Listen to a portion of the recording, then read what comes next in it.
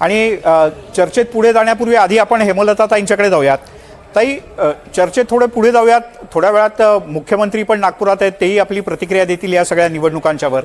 पण मला तुम्हाला हा प्रश्न विचारायचा आहे. महायुतीमध्ये तुमचा पक्ष 3ऱ्या क्रमांकाचा आहे आत्ता, म्हणजे 129, 51 नंतर 35 जसे काँग्रेसला आहेत तसे तुमच्या पक्षालाही, अजितदादांनाही 35चा आकडा त्यांनी गाठलेला आहे.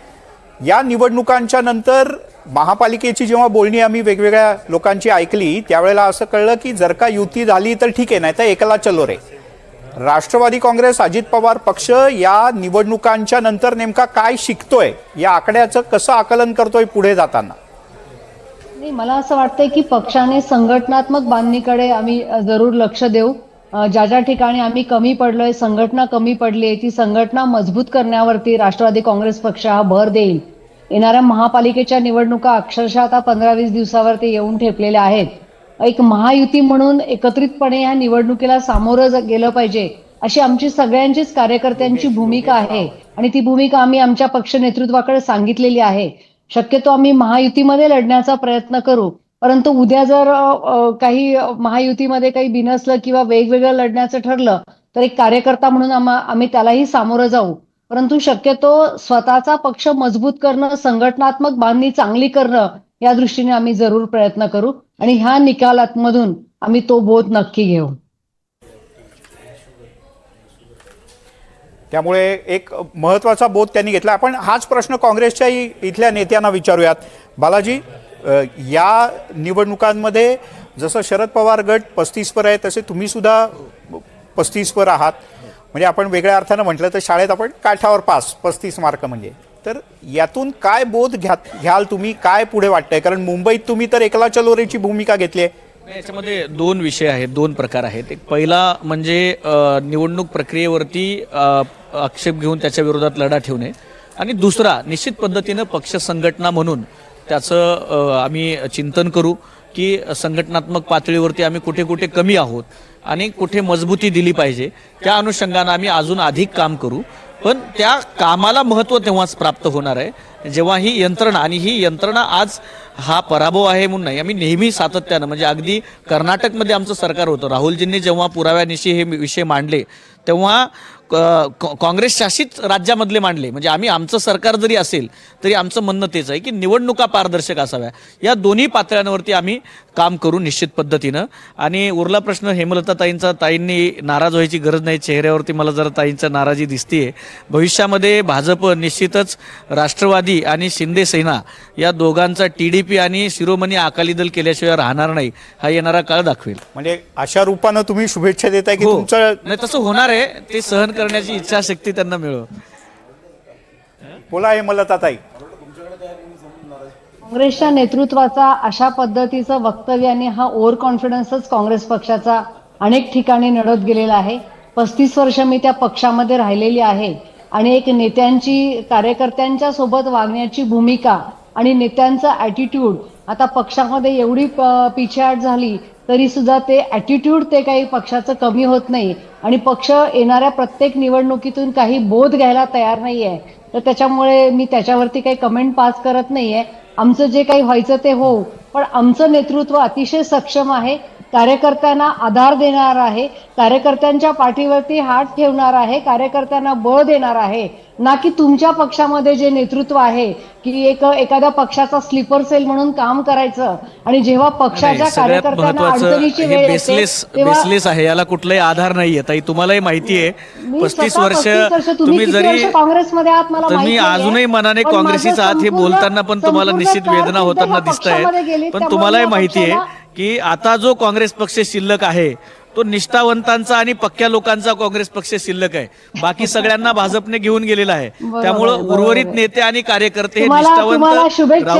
तुम्हाला शुभेच्छा, तुमच्या नेत्यांना सांभाळा, जे स्लीपर सेल म्हणून भाजपचं काम करतात असं कुणी नाहीये. तुम्हाला कदाचित आता सरकारमध्ये गेल्याच्या नंतर अशी जबाबदारी दिली असेल तुम्ही जुन्या काँग्रेसी म्हणून आरोप करायची, पण असं काही नाहीये. पण हाच विषय राष्ट्रवादी काँग्रेस, शरद पवार पक्षालाही लागू होतो ना. तर तुम्ही त्यांना काय म्हणाले यासारखं, जसं तुम्ही ताईंना म्हणालात तसं तुम्ही त्यांना काय म्हणाल? आता त्या- महाविकास त्यांचे आघाडी झाले म्हणून ना आम्ही 2 सोबत गट. आहोत, महाविकास आघाडी म्हणून आम्ही सोबत आहोत. हा. हं? आता नाही म्हणायचं. नाही तसं नाही. आम्ही सगळ्यात महत्वाचं भारतीय जनता पक्षाच्या विरोधामध्ये लोकशाही आणि संविधान वाचवण्यासाठी जे आमच्या सोबत आहेत त्यांना सोबत घेऊन या देशाच्या लोकशाही व्यवस्थेला बळकट करण्यासाठीचा आमचा हा लढा राहुलजींच्या नेतृत्वामध्ये, राज्यात सपकाळ साहेब, वडेट्टीवार साहेब असतील, अमित देशमुख यांच्या सगळ्यांच्या नेतृत्वामध्ये, विश्वजित कदम, सतेज पाटील हे आमचे नेते आहेत, यांच्या नेतृत्वामध्ये हा लढा आमचा चालू बघा राहणार आहे. विनोदजी, फक्त तुम्ही सत्तेत येऊन खून पाडताय राज्यघटनेचे असं सरसकट म्हणतायत ते. त्याचे पुरावे देतो मी. संविधान वाचवण्यासाठी त्यांनी प्रयत्न करायची गरज नाही, त्यासाठी आम्ही सक्षम आहे. त्यांनी फक्त त्यांचा पक्ष वाचवावा, त्यांनी- त्यांचे नाही, नेते पक्ष- सांभाळावे, एवढीच माझी त्यांना विनंती आहे. त्यांनी फक्त त्यांचा पक्ष आणि सर, नेते मला याला सांभाळावे. काय म्हणायचंय की बाकी भाजपच्या- संविधानाचं कोण काय करतं, संविधानाच्या विरोधी कृत्य कोण करतंय याचं आत्मपरीक्षण त्यांनी केलं पाहिजे. भाजपचं राहुल मंत्रिमंडळ जर पाहिलं गांधीपासून तर अगदी त्याच्यामध्ये खालच्या तळागाळातल्या 50% काँग्रेस आणि इतर कार्यकर्त्यापर्यंत पक्षातले लोक आहेत. संविधानाला न मानणारा जर नाही, कुठल्या पण पक्षात कोणी तुम्हाला कार्यकर्ता सांभाळून असेल, ठेवता आलं नाही म्हणून तर ते काँग्रेसमध्ये. तिकडे गेले ना. नाही, पण याचं ठीक कारण आहे, असं मला आहे की काँग्रेसनं सत्तेत असताना कधीही ईडी, सीबीआय, इन्कम टॅक्स नाही, नाही, बरं, ठीक आहे. कोण सांगतंय? नाही, कोण सांगतंय? बरं, या हा यंत्रणांचा विषय वापर- हा विषय नको असं आता, बघा, कारण मला- त्याच्यावर नाही, मग पत्रकार म्हणून मलाही 4 गोष्टी जुन्या सांगायला लागतील, तर तुम्ही मला त्या सांगायला नका त्याच्यावर जर लावू. बोललं तर मग बरं, अवघड होईल. आपण निवडणुकांच्या विषयाकडे निवडणूक येऊया. आयोगाच्या विषयी मला जर सांगा, बोललं तर या यांना परत बोलता येणार नाही निवडणुकांमध्ये कुठं. तुम्ही काय शिकलात, असं जसं मी तुम्हाला विचारणार होतो, तुम्हाला 30 सेकंद देतो आणि मग तो भाजपला. हा. तुमचा तर नारा आहे म्हणजे काँग्रेस मुक्त भाजप, काँग्रेस मुक्त मला करायची काँग्रेस जनताच मुक्त युक्त करते. भाजप झाली त्यांची. काँग्रेस मुक्त करायची आज गरज नाही. काँग्रेस जनताच युक्त मुक्त झाली. करते यांना. काँग्रेस युक्त भाजप झालेली आहे. आज तर साधा तुम्ही विषय- शिकलात काय या निवडणुकांमधून, आम्ही पुढे या काय करणार? निवडणुकांमधनं हे शिकलो की कितीही जरी आपण आरोप केले आणि पुरावे दिले तरीही निवडणूक आयोग त्याच्याकडे बघणार नाहीये. त्यामुळे हा लढा अजून तीव्र करावा लागणार करावा आहे ठीक आहे. आणि मोठं जनांदोलन उभं करावं लागणार आहे. शेतकऱ्यांचे प्रश्न असतील, एक समारोप करतो, 30 सेकंद अजून घेतो. त्याचबरोबर नगर विकासमध्ये हा सगळा संबंध होता, जो भ्रष्टाचार आहे तो अजून आम्ही तीव्र करू आणि लोकांमध्ये जाऊ. भ्रष्टाचार तीव्र करू. नाही. भ्रष्टाचार विरोधी आंदोलन, हा, नाही, ते भ्रष्टाचार भावना करणं समजून तुमचं घ्या. काम आहे. भावना समजून घ्या. भ्रष्टाचार बरं, तुम्हाला काय वाटतं? असं आहे नाही नाही, ना, ते करतात ना म्हणून त्यांना तेवढंच दिसतं. तेच दिसलं आम्हाला म्हणून. तेवढंच नाही दिसतं. विनोदजी, मला तुम्हाला गांभीर्यानं प्रश्न विचारायचा आहे. मोदी सत्तेत आल्यानंतर त्यांनी काँग्रेस मुक्त भारत हा नारा दिला. आता तर महाराष्ट्रात तुमच्यावर जो आत्तापर्यंत ठपका होता की ग्रामीण महाराष्ट्रात भाजप नाहीच, तुम्ही फक्त शहरी आणि मध्यमवर्गीय, उच्च मध्यमवर्गीयांचा पक्ष, याच्यात तर आता आकडे सिद्ध झाले. आता तुम्हाला सिद्ध करायचं काय राहिलं? आता संपलं ना सगळं. आहेत ना, आम्ही ग्रामीण भागात पहिल्यापासून काम करतो. आता हे यांनी नेरेटिव्ह सेट केलं होतं की भाजप ग्रामीण भागात नाही, ते दिसलंय, निकालावरून दिसतंय. बरं. यानंतर ग्रामपंचायत स्तरावर ठीक आहे, ग्रामपंचायत आपण काही पक्ष पातळीवर चिन्हावर लढत नाही, परंतु त्या ठिकाणी सुद्धा शेवटी कार्यकर्ता तो कुठल्या तरी पक्षाच्या विचाराशी बांधलेला असतो. आमच्या पक्षाची विचाराशी बांधलेला असलेले अनेक कार्यकर्ते ग्रामपंचायत पातळीवर सुद्धा त्या ठिकाणी सत्ता भोगताना दिसत आहेत, सरपंच म्हणून त्या ठिकाणी चांगल्या पद्धतीनं काम करतायत. पण भारतीय जनता पार्टी गाव खेड्यापासून, शहरापासून, तांड्या वाड्या वस्तीपर्यंत त्या ठिकाणी सक्षमपणे उभा आहे आणि भारतीय जनता पार्टीचं जाळं सगळ्या ठिकाणी पोहोचलंय, देशाच्या कानाकोपऱ्यात पोहोचलंय. त्यामुळे तुम्ही जे म्हणतायत की आम्ही काँग्रेस मुक्त, आम्ही नाही करत, ही भारतातली जनता काँग्रेसला मुक्त करते. बरं, मला याला जोडून एक प्रश्न तुम्हाला विचारायचा आहे. या निवडणुकांच्या जे आकडे आलेले आहेत, म्हणजे आपण नगरसेवकांचा आकडा पाहिला तर 3,300 पेक्षा जास्त नगरसेवक तुमचे निवडून आलेत. आता महानगरपालिकांच्या निवडणुकांमध्ये पण अशीच स्थिती राहणार, म्हणजे सगळ्या जागा तुम्हीच लढणार, शिवसेना, शिंदे गट आणि अजित पवारांनी फक्त तुम्हाला मम म्हणायचं, अशा प्रकारची आम्ही तुमची या भूमिका ठिकाणी असेल? सुद्धा, या ठिकाणी सुद्धा महायुती म्हणून लढलो, महानगरपालिका सुद्धा महायुती म्हणून लढू. एखाद दोन ठिकाणी अपवादात्मक ठिकाणी वेगळं लढायचं काम पडलं तो भाग वेगळा. ते तर महाविकास आघाडी सुद्धा बऱ्याच ठिकाणी वेगवेगळी लढली, परंतु आम्ही आताही महायुती म्हणून लढलो, पुढेही महायुती म्हणून लढू आणि पुढे सुद्धा महायुतीचाच यापेक्षाही चांगल्या पद्धतीनं दणदणीत विजय त्या ठिकाणी होताना तुम्हाला दिसेल. बर, मला माहिती आहे की तुम्हाला दोघांनाही याच्यावर बोलायचं आहे आणि सक्षणातही तर बोलतील, कारण त्या ग्रामीण भागातनं या पद्धतीने इथपर्यंत येऊन पोहोचलेले आहेत जिल्हा परिषद आणि स्थानिक निवडणुका लढवून, की त्यांचं सुद्धा या विषयातलं मत हे आपल्याला निश्चित जाणून घ्यायला आवडेल. पण एक छोटासा ब्रेक घेऊया, अगदी काही क्षणांचा ब्रेक, आणि ब्रेक नंतर ही चर्चा सुरूच राहील. महाराष्ट्रावर सध्या तरी, ग्रामीण महाराष्ट्रावर देवाभाऊंचं आणि भाजपचं वर्चस्व असल्याचं दिसतं. एक छोटासा ब्रेक, पाहत राहा NDTV मराठी. ब्रेक नंतर आपल्या सगळ्यांचं पुन्हा एकदा स्वागत. आपण पाहताय NDTV मराठी. कोण होणार नगराध्यक्ष आणि कोण होणार नगराध्यक्ष याचा फैसला जवळपास झालेला आहे, कारण आकडे तुमच्या समोर आहेत TV स्क्रीनवर. नगराध्यक्षाच्या सगळ्या निवडणुकीत भारतीय जनता पक्षानं सगळ्यात मोठा पक्ष म्हणून लौकिक मिळवला, 129, शिवसेना 51, राष्ट्रवादी अजित पवार पक्ष 35, ठाकरे गटाला 9 ठिकाणी फक्त आपलं नगराध्यक्षपद राखता आलंय, काँग्रेस 35, तर शरद पवार यांच्यासारख्या पक्षाला, शरद पवार यांच्या नेतृत्वाखालच्या राष्ट्रवादी काँग्रेसला, ज्यांची आतापर्यंत महाराष्ट्रावर सगळ्यात मोठी पकड होती, त्यांना फक्त 7 नगराध्यक्ष निवडून आणता आलेले आहेत। या सगळ्या दरम्यान सत्ताधारी भाजपच्या, म्हणजे ज्यांची जादू महाराष्ट्रात दिसते, त्याच सत्ताधारी भाजपच्या माजी मंत्री असलेल्या सुधीर मुनगंटीवार यांनी पक्षाकडून घात झाल्यासंदर्भातलं विधान केलंय। माझी शक्ती पक्षानं हिरावली, हे सुधीर मुनगंटीवार यांचं या दिवसातलं सगळ्यात मोठं आणि महत्त्वाचं विधान आमच्या दृष्टीने आहे। आपण पुन्हा एकदा ऐकूयात सुधीर मुनगंटीवार काय म्हणाले। हा पराजय नम्रतेने स्वीकारतो। विजय झाला तर माजायचं नाही, पराभव झाला तर लाजायचं नाही, हे आमचं निश्चितपणे सूत्र आहे। काँग्रेसने त्यांच्या नेत्याला शक्ती दिली, आमच्या पक्षाने माझी शक्ती कमी केली। या जिल्ह्यामध्ये गडबाजीला पोषक वातावरण निर्माण होईल हे आमच्या पक्षाच्या धोरणात दिसलं आणि त्यातून मग 10 नगरपालिकेमध्ये आता आम्ही झटका हा अनुभवला आहे। आम्ही जे सूत्र पक्ष म्हणून जिल्ह्यात अवलंबलं की शनी शिंगणापूर नंतर आमचा एकमात्र पक्ष असा आहे की ज्याला आता दरवाजाच ठेवला नाही। आणि या विधानावर आपण चर्चा करणार आहोत, पण एक ब्रेकिंग न्यूज, परळीचा गड धनंजय मुंडे यांनी राखला। आता अंतिम आकडेवारी, वेगवेगळ्या प्रकारची आकडेवारी येत होती, आधी काही जागा पुढे काही जागा मागे, पण आता मुंडे बहीण भावांनी आपली प्रतिष्ठा जिथे पणाला लागली होती, पद्मश्री धर्माधिकारी या 15,000 मतांनी विजयी झाल्या आणि जिल्ह्यामध्ये आपला दबदबा कायम राखण्यात मुंडे बहीण भावांना यश आलेलं आहे। पण तिकडे भंडाऱ्यातली मात्र एक मोठी आणि महत्त्वाची बातमी, नरेंद्र बोंडेकर यांच्या पत्नीला पराभव स्वीकारावा लागला या निवडणुकीत, आणि हा बोंडेकर यांच्याकरता निश्चितपणे मोठा धक्का मानला जातो, यात काहीच शंका नाही। ज्येष्ठ पत्रकार, राजकीय विश्लेषक, राजकीय संपादक पुण्यनगरीचे उदयजी आपल्यासोबत आहेत। उदयजी, मुनगंटीवारांच्या या वक्तव्याच्या अनुषंगानं जर का बोलायचं झालं, तुम्ही मगाशी उल्लेख केलात की सभागृहात त्यांनी कशी प्रकारे आतापर्यंत भूमिका मांडली, पण प्रामुख्यानं या विधानानंतर सुद्धा विदर्भाचा विचार करता मुनगंटीवारांच्या या भूमिकेमुळे पक्षाला आगामी काळात नुकसान होऊ शकतं का, किंवा भारतीय जनता पक्षाची जी काही सिस्टीम आहे या सगळ्याचा रिव्ह्यू करण्याची, तुम्ही इतके वर्ष पक्ष जवळनं पाहिलाय, कव्हर केला आहे सभागृहातनं बाहेरनं, कारवाई होईल का समज दिली जाईल का पुन्हा एकदा पंख कापले जातील? मला वाटत नाही असं काही फार होईल, असं कारवाई वगैरे तर मला शक्यता वाटत नाही।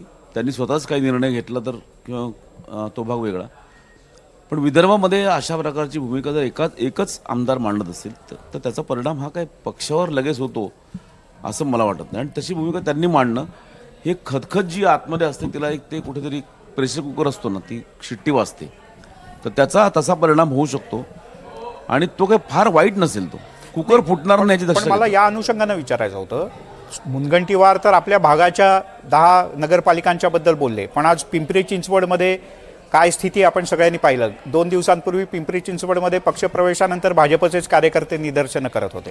आपण नवी मुंबईत पाहतो आहोत काय येते, काल अचानक नायकांचा कधी प्रवेश झाला कोणाला कळलंच नाही, सुगावाच लागून कल्याण डोंबिवलीत प्रवेश थांबवावा लागला। ठाणे जिल्ह्याच्याही ग्रामीण भागात असे काही प्रवेश अचानक थांबवायला लागले। तर हा जो सगळा भाग आहे त्याकडे भाजपला असं वाटतंय की आता सगळं आपल्याकडे मुरेल का भाजप यातून काही वेगळ्या गोष्टींचे निर्णय घेऊ शकतं आगामी महापालिका निवडणुका पाहता? नाही, महापालिकेत निर्णय असं घेणार नाही। उलट महापालिकेमध्ये कुठलाही धोका न पत्करता ते विनिंग कॅन्डिडेट असावा एवढंच ते बघतील त्याच्यामध्ये। परंतु या सगळ्या हा जो तुझा विषय मांडलास त्याच्यावर त्यांना विचार नक्कीच करावा लागेल की ज्या पद्धतीने पक्षामध्ये खदखद सुरू झालेली आहे, लोक नाराजी आता व्यक्त करायला जाहीरपणे करायला लागलेले आहेत, आणि या अशा निवडणुका ज्या असतात ना ह्या कार्यकर्त्यांच्या खरोखर असतात। ते नेते जरी म्हणाले कार्यकर्ते निवडणुका, त्यांनी तसं केलेलं नाही आहे, त्या नेत्यांच्याच निवडणुका राहिलेल्या आहेत, परंतु तरी कार्यकर्त्यांच्या खरोखर निवडणुका असतात, त्यांना संधी मिळत नाही, ही तर खरी गोष्ट आहे। असे अनेक कार्यकर्ते भाजपमध्ये आहेत किंवा अन्य अनेकही पक्षांमध्ये आहेत की ज्यांना संधी मिळत नाही। ती कुठल्या नेत्याची बायको, कुठल्या नेत्याचा जावई, कुठल्या नेत्याचा मुलगा हेच त्याच्या डोक्यावर आणून बसवलं किंवा बाहेरच्या पक्षातला असतो हल्लीच्या काळामध्ये, मग त्यांनी काय करायचं का नाही करायचं आणि मग काय होतं, या अशा गावागावात आता बघतो दगडफेक झाली, मारामाऱ्या झाल्या, हे तर फारच भयंकर आहे. म्हणजे शेवटी व्यक्तिगत कुठल्याही गावामध्ये पर्सनल रिलेशन्स जे असतात ते अतिशय चांगले असतात, बरोबर. पक्ष कुठलाही असू देत. पण आता हे जीवघेण्या पद्धतीने झालेलं आहे, कुठे पाठलाग करून मारहाण करतात. तर ह्या गोष्टी महाराष्ट्रामधल्या एकूणच ग्रामीण भागातल्या किंवा कुठल्याही गावातल्या सौहार्दाला, सामाजिक सौहार्दाला धक्का देणाऱ्या आहेत आणि तशा होऊ नयेत याची काळजी सगळ्या पक्षांनी, निवडणुका झाल्या ना, निकाल लागले ना, आता सगळ्यांनी एकत्र बसा आणि चहा प्या, हा हे राहायला पाहिजे. पण तो व्यक्तिगत द्वेष, व्यक्तिगत राग याचा परिणाम सामाजिक सौहार्दावर होतो, याचा परिणाम या गोष्टी याचं लक्षात ठेवलं पाहिजे नेत्यांनी, आणि तो कमी करण्यात याच्या पुढच्या काळात त्यांनी काळजी घेतली पाहिजे असं मला वाटतं. बरं, हां, सक्षणाताई बोला. मला आता एक आपण म्हणत होतात, सगळ्यांचं मी ऐकत होते की भारतीय जनता पार्टीने मोठं यश मिळवलंय, हरकत नाही, ते सगळ्या देशाला, राज्याला दिसायला लागलंय कसं मिळवलंय, काय मिळवलंय. राहिला राष्ट्रवादी काँग्रेस पार्टी, शरदचंद्र पवार पक्षाच्या जागा मिळवण्याचा, किंवा काँग्रेस असेल, उद्धव साहेब असेल त्यांच्या पक्षाचा. परंतु जी लोकशाहीची, पुन्हा मी त्याच मुद्द्यावर येते, कारण मी लढवलेले, आता सर म्हटले ते बरोबर आहे, सगळ्या नेत्यांच्या मुली, महिला, सुना, त्यांचे नातवं, त्यांचे सगळे पुतणे हेच येणार असतील तर सामान्य नागरिक जो आहे त्यांनी नगरपंचायतला उभं राहायचं नाही. त्यांनी आता उद्याच्या जिल्हा परिषद इलेक्शन्स आहेत, महानगरपालिकेचे इलेक्शन्स आहेत, यातून भारतीय जनता पार्टीने मेसेज काय दिलाय की धनदांडग्यांना आम्ही संरक्षण अभय देऊ, पैसा पाहिजे, तुमच्याकडे सगळं पाहिजे तर तुमच्या पाठीशी उभे राहू. आज जे देवेंद्र फडणवीस, मला कंप्लीट करू दे, देवेंद्र फडणवीसांचा देवाभाऊ आता मगाची 1 वाजल्यापासून सुरू झाले. मग ते रवींद्र चव्हाण पक्षाचे प्रांताध्यक्ष, ते नामधारी आहेत का? म्हणजे भारतीय जनता पार्टीची स्टाईल काय बघा. देशाचं जेव्हा इलेक्शन होतं, नरेंद्रजी मोदी, सबका नारा नरेंद्रजी मोदी. आता महाराष्ट्रात झालं तर दुपारी 1 पासून देवाभाऊ. म्हणजे रवींद्र चव्हाण नामधारी आहेत, बावनकुळे सुद्धा त्यावेळेस नामधारीच होते. आणि दुसरा महत्वाचा मुद्दा, आता मी मुनगंटीवार साहेबांचं स्टेटमेंट ऐकलं, ते भारतीय जनता पार्टीचे सिनियर लीडर आहेत, प्रांताध्यक्ष राहिलेले आहेत आणि त्यांनी राज्यामध्ये मंत्री म्हणून काम पण पाहिलंय. म्हणजे ज्या पद्धतीने आमच्या मराठवाड्याच्या पंकजाताई, भले वेगळ्या पक्षाचे असतील पण भगिनी म्हणून मला आदर आहे, त्यांना ज्या प्रमाणे त्यांनी खडा वेचल्यासारखा डाळीतला आपण काढून फेकतो तांदळाचा, तसं फेकलं. केंद्राने त्यांना तावडेंच्या मदतीने पुन्हा त्या मंत्री झाल्या, आनंद आहे आम्हाला.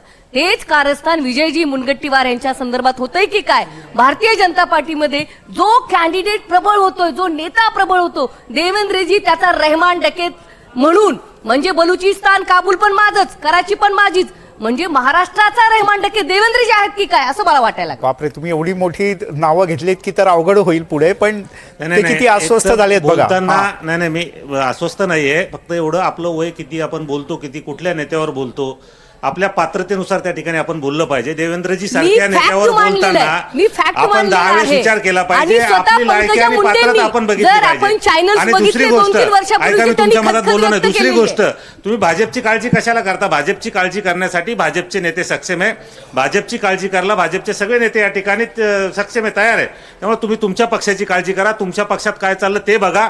आणि दुसऱ्याकडे बोलत असताना आजही सन्माननीय पवार साहेब ज्येष्ठ नेते म्हणून आम्ही त्यांचा आदर करतो, बोलताना मान सन्मान ठेवतो. तसं या राज्याचे देवेंद्रजी एक मोठे नेते, मुख्यमंत्री त्या पदावर ते सध्या विराजमान आहे, आणि अशा नेत्याबद्दल बोलताना आपण कशा पद्धतीनं बालिशपणे बोलतो याचा विचार या ठिकाणी केला पाहिजे. आपल्याला संधी दिली म्हणून काही बोलायचं असं होत नाही.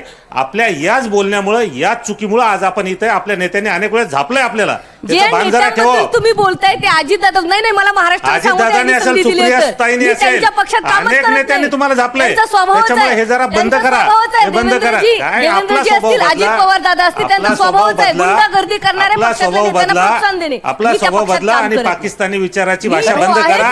तुम्ही पाकिस्तानी काय म्हणालात परत एकदा म्हणा. दुसरी अपेक्षा होऊ शकत नाही. परत सांगते, दाऊदला पळून लावणारे तुम्ही, दाऊदला मदत करणारे तुम्ही. शरद पवारवर सगळ्यात मोठा जर ठपका कुठला असेल तर मी आता बोलतो की दाऊदच्या मित्र म्हणून त्या ठिकाणी ठपका आहे. आणि त्यामुळे दाऊद आणि शरद पवारला मदत करणारे हे दाऊद आणि शरद पवारला मदत करणारे हे बारामतीकर हे काय बोलतील? त्यांना देशभक्ती तुम्हाला दिसते का? तुम्हाला दोघांनाही याच्याकरता थांबवतो. मला सांगायचं एवढं सांगताय करायची पाकिस्तानी दार्जिने नरेंद्र मोदी बिर्याणी खायला का गेले नाही, त्याचं एक उत्तर मिनिट, विचारा एक त्यांना. मिनिट. पाकिस्तान मला ऑपरेशन सिंदूर करतात आणि अतिरेकी नाही, सापडत नाही. विनोदजी. सगळे आठवतात. असं आहे ना, नाही हे बोललंच सक्षणाताई. पाहिजे. त्यांनी एक विषय मिनिट. छेडलाय तर आम्ही बोलतो. सक्षणाताई, मला दोघांनाही म्हणायचं. देशाच्या आपण याच्यावर एक स्वतंत्र चर्चा करू. आम्हाला अभिमान आहे. नाही म्हणून मी याच्यावर सांगितलं, नाही ऑपरेशन सिंदूर नाही आम्हाला याच्यावर अभिमान आहे. आपण एक स्वतंत्र चर्चा करू. जी गल्लीची ती गल्लीतच ठेवा. याच्यावर दिल्लीत जायचे याच्यावर आपल्याला ऐकले नाही. मला हे बघा, तुम्हाला दोघांना मला तुम्हाला दोघांच्या करता माईक म्यूट करा सांगायला लागेल, असं करू नका.